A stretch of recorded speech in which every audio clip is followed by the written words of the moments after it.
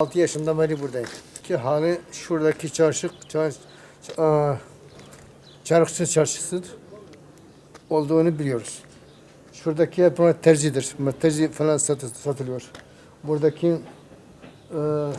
şu arkadaşlardaki çeşit şu tencere falan yapılıyorlardı. Sopacılar Çarşı'da. Karışıktır. Karışık çarşı. Sonradan bu evler sonradan yapmadır. Evet. Ev yoktu. Hep dükkanlardı. Kimsesi hep çıkmıyor.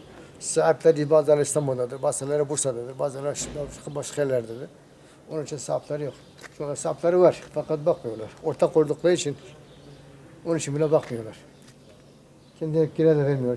Artık girecek adam da kalmadı. Kimse yok çünkü boş kaldı. Çarşı boş.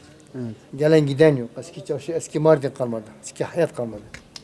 Yine eskiden bir sürü şeyler vardı, işler vardı. Bunlar pek güzel.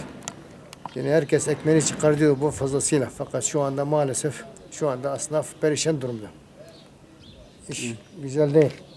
Şu olaylar nedeniyle ondan sonra büyüklerimiz, belediye başkanlarımız, genel belediye başkanları hiçbir hizmet doğru dürüst bir memlekete yapmadılar. Millet kaçtı. Ne otopark var, ne bir şey var. Doğru dürüst bir şey yok. Memleket köyü sağa sonra gitti. Ondan sonra esnaf esnafın başına geldi.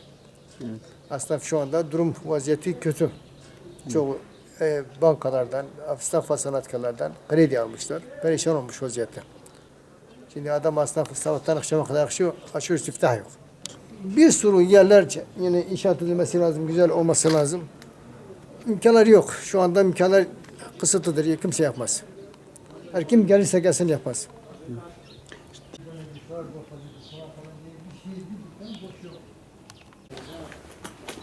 Çarşı mükemmeldi.